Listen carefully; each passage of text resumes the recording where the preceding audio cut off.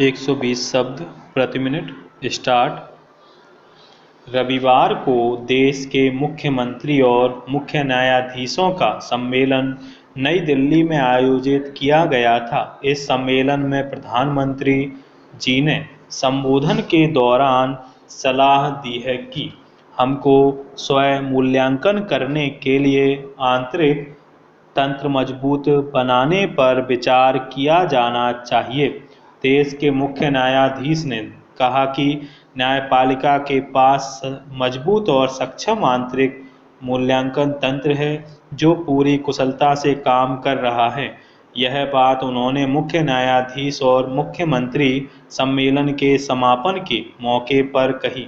उन्होंने यह भी कहा कि चिंता की कोई बात नहीं है, हमारी आंतरिक तंत्र पूरी तरह से कारगर है और प्रभावी तरीके से काम कर रहा है। जब हम छुट्टी पर होते हैं या फैसला लिख रहे होते हैं या प्रकरण की तैयारी करते हैं तो हमें अपने परिवार के लिए भी समय नहीं मिलता। मुख्य न्यायाधीश ने आंतरिक तंत्र की सिफारिश पर एक जज के खिलाफ जांच कमेटी बैठाने पर विचार किया जा रहा है। दूसरी ओर संसद द्वारा जज के खिलाफ महाभियोग की प्रक्रिया आरंभ करने पर विचार किया जा रहा है।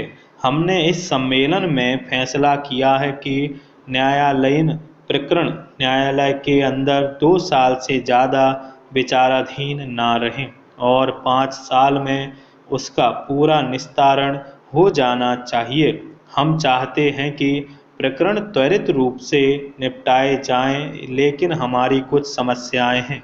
जज और जनता के अनुपात में बहुत ही असमानता है।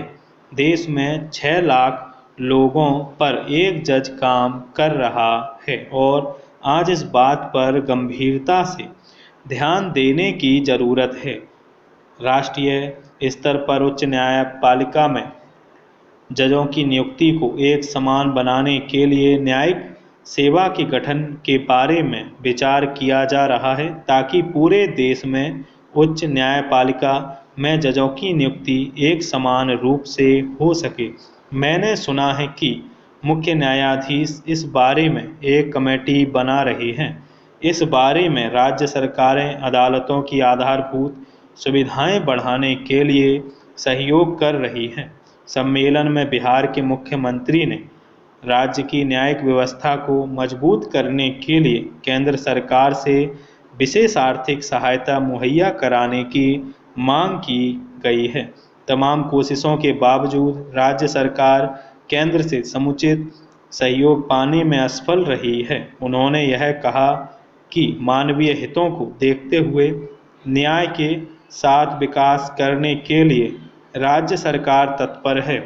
न्यायिक प्रक्रिया के अंतर्गत मानवीय हित केंद्रित करना सही मायने में न्याय है। उन्होंने यह भी कहा कि अवर न्यायपालिका में आरक्षण का जिक्र करते हुए कहा कि राज्य सरकार की इस दिशा में सकारात्मक भूमिका रही है। दूसरे राज्यों में अवर न्यायपालिका और सरकारी सेवाओं में पिछड़े वर्गों को आरक्षण दिया जा रहा है, इसलिए बिहार में पिछड़े वर्ग को न्यायिक सेवाओं में आरक्षण देने के प्रस्ताव पर सहमति मिलनी चाहिए। यह सही है कि न्यायालय के अंतर्गत लंबित मामलों में कमी लाने के लिए उपयुक्त न्यायिक प्रक्रिया अपनाने की ज़रूरत होगी। राज्य सरकार इस उद्देश्य की पूर्ति के प्रयास में हिस्सा लेने के लिए उत्सुक हैं।